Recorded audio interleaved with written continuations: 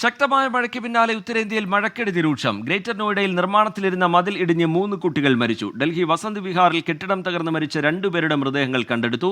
മൂന്നാമത്തെ ആൾക്കായി തെരച്ചിൽ തുടരുകയാണ്. ഹിമാചൽ പ്രദേശിലെ ഷിംലയിൽ മണ്ണിടിച്ചിലിൽ നിരവധി വാഹനങ്ങൾ മണ്ണിനടിയിൽപ്പെട്ടു. വിനീത ബി.ജി ചേരുന്നുണ്ട് വിവരങ്ങളുമായി ഡൽഹിയിൽ നിന്ന്. ഒപ്പം തന്നെ ആർ അച്യുതൻ നോയിഡയിൽ നിന്നുമുള്ള വിവരങ്ങൾ പങ്കുവയ്ക്കും. ആദ്യം വിനീത ബി.ജിയിലേക്കാണ്. വിനീത, ഈ വസന്ത് വിഹാർ അപകടത്തിൽ 2 പേരുടെ മൃതദേഹം പുറത്തെടുക്കാൻ കഴിഞ്ഞിട്ടുണ്ട്. മണിക്കൂറുകളായുള്ള തിരച്ചിലാണ്. ഇപ്പോഴും ഒരാൾക്കായുള്ള തിരച്ചിൽ അവിടെ നടക്കുന്നു. എന്താണ് അവിടെ നിന്ന് ലഭ്യമാകുന്ന വിവരങ്ങൾ? ഒപ്പം തന്നെ ഉത്തരേന്ത്യൻ സംസ്ഥാനങ്ങളിലെ പൊതുവായ നാശനഷ്ടവുമായി ബന്ധപ്പെട്ടുള്ള വിശദാംശങ്ങൾ എങ്ങനെയാണ് വിനീത? റിജിത്ത്, ഉത്തരേന്ത്യൻ സംസ്ഥാനങ്ങളിൽ കാലവർഷം കടുക്കുമെന്നാണ് കേന്ദ്ര കാലാവസ്ഥാ വകുപ്പ് അറിയിച്ചിരിക്കുന്നത്. ഡൽഹിയിൽ രാവിലെ മഴയ്ക്ക് അല്പം ശമനമുണ്ട് എങ്കിൽ പോലും മറ്റിടങ്ങളിലേക്കൊക്കെ തന്നെ മഴ കൂടുതൽ ശക്തമാവുകയാണ്. ഇന്ന് ഹിമാചലിലെ മഴയ്ക്ക് അല്പം ശമനമുണ്ട്. ഒപ്പം തന്നെ ഷിംലയിലാണ് ഇന്ന് മണ്ണിടിച്ചിലുണ്ടായിരിക്കുന്നത്. ഈ വാഹനങ്ങൾ പാർക്ക് ചെയ്തിരുന്ന മേഖലയിലേക്ക് മണ്ണിടിഞ്ഞ് വീഴുകയായിരുന്നു. വലിയൊരു അപകടം.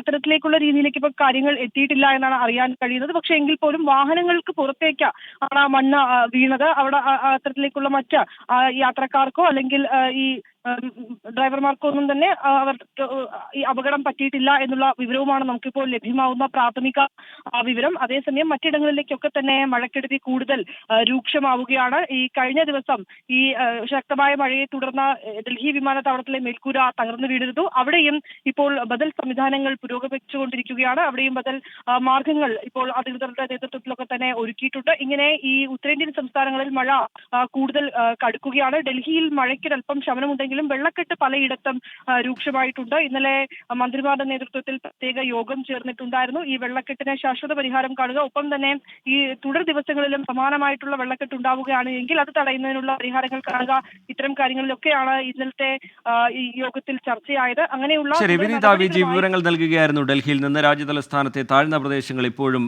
വെള്ളക്കെട്ടിൽ തന്നെയാണ്. മഴ അല്പം മാറി നിൽക്കുന്നുണ്ട് എന്നുള്ളത് ആശ്വാസകരവുമാണ്. ഗ്രേറ്റർ നോയിഡയിൽ നിർമ്മാണത്തിലിരുന്ന മതിൽ ഇടിഞ്ഞ് 3 കുട്ടികളാണ് മരിച്ചത്. ആർ അച്യുതൻ വിവരങ്ങളുമായി നോയിഡയിൽ നിന്ന് ചേരുന്നുണ്ട്. അച്യുതൻ, അപകടം എങ്ങനെ, വിശദാംശങ്ങൾ എങ്ങനെ?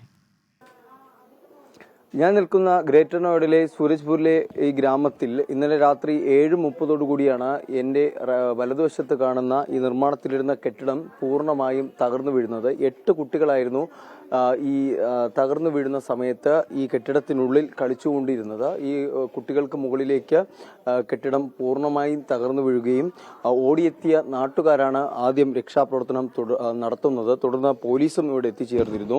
നാട്ടുകാരും പോലീസും ഒരുമിച്ച് നടത്തി രക്ഷാപ്രവർത്തനത്തിലായിരുന്നു ഈ കുട്ടികളെ പുറത്തെടുത്തത്. ആദ്യം 5 കുട്ടികളെ പുറത്തെടുത്തു. അതിനുശേഷം വീണ്ടും കുട്ടികളുണ്ട് എന്നറിഞ്ഞതിനെ തുടർന്ന് നടത്തിയ തെരച്ചിലാണ് 3 കുട്ടികളെ കൂടി ഈ അവശിഷ്ടങ്ങൾക്കിടയിൽ നിന്നും കണ്ടെത്തുന്നത്. അതിൽ 3 കുട്ടികൾക്ക് ജീവനും നഷ്ടമായി. 5 കുട്ടികളെ ഇപ്പോൾ ആശുപത്രിയിൽ ചികിത്സയിൽ കഴിയുകയാണ്. ഈ 5 കുട്ടികളിൽ ഒരു കുട്ടിയുടെ നില ഗുരുതരമാണ് എന്നുള്ളതും കൂടിയാണ് നമുക്ക് ലഭിക്കുന്ന വിവരങ്ങൾ.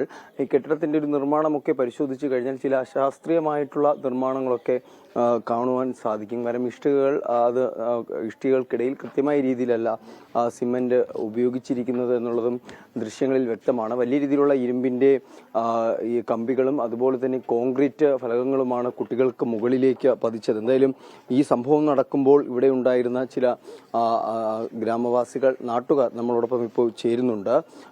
ഭയ്യ, കൽ ക്യാ ഹുവാ കബ് സെ? ये कल 7:15 बजे के करीब की घटना है जी।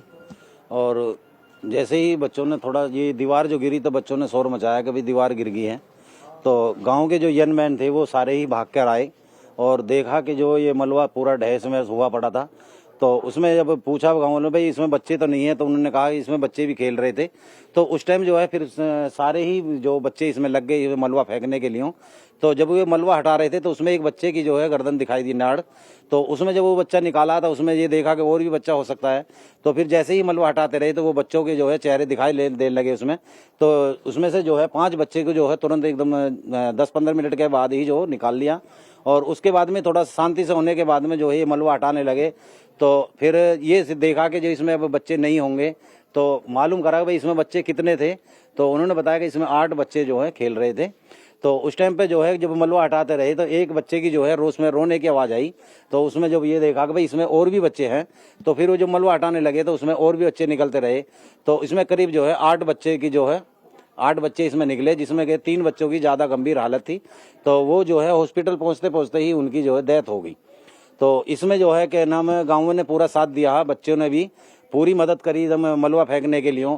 तो यानी कि जो फिर प्रशासन भी जो है थोड़ा समय के बाद में जैसे ही कॉल करी तो प्रशासन भी आ गया है।